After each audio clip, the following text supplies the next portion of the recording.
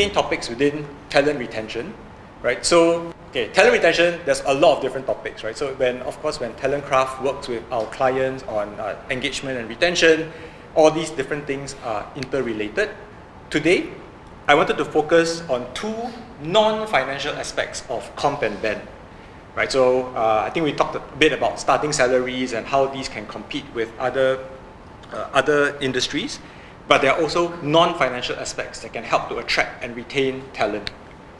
I also like that somebody talked about all the different generations and all the different motivations that they have, right? So how do you think about balancing your offering so that every generation gets engaged? TalentKraft has run a number of these surveys where we ask workers what matters most to you, right? So there's a complicated way of getting them to rank it so that we can see very clearly what they care about, and they are forced to choose between these things.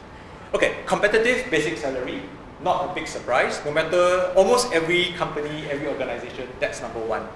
But if you look at some of the things that have changed and become more prevalent post-pandemic, high work-life balance has come up quite a lot. It wasn't in the first survey that we did. Friendly work environment, flexible work arrangements.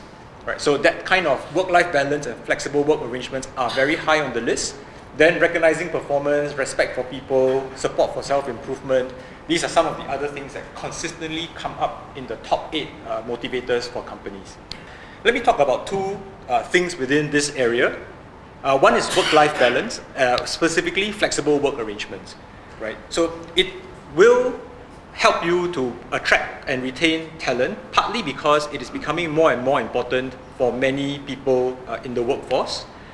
It widens your talent pool. I mean, this is a huge topic now that the Singapore government is working on, which is engaging mature workers, right? Those who have care responsibilities, whether it's elder care or child care.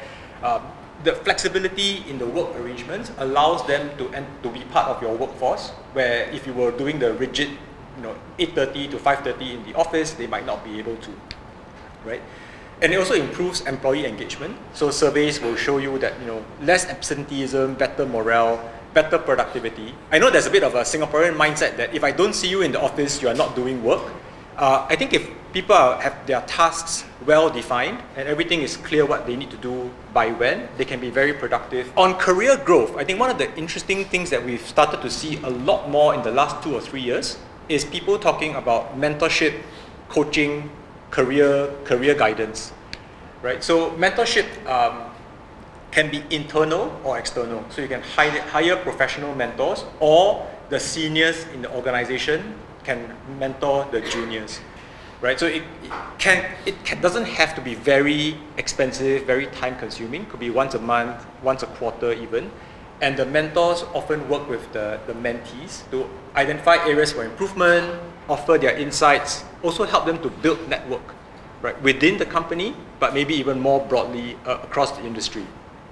Right, so this will help you to build people who are ready for leadership. It will also help you identify what else you need to do to get them ready for leadership, right? And again, this doesn't have to be a big bang thing, so you can start internally.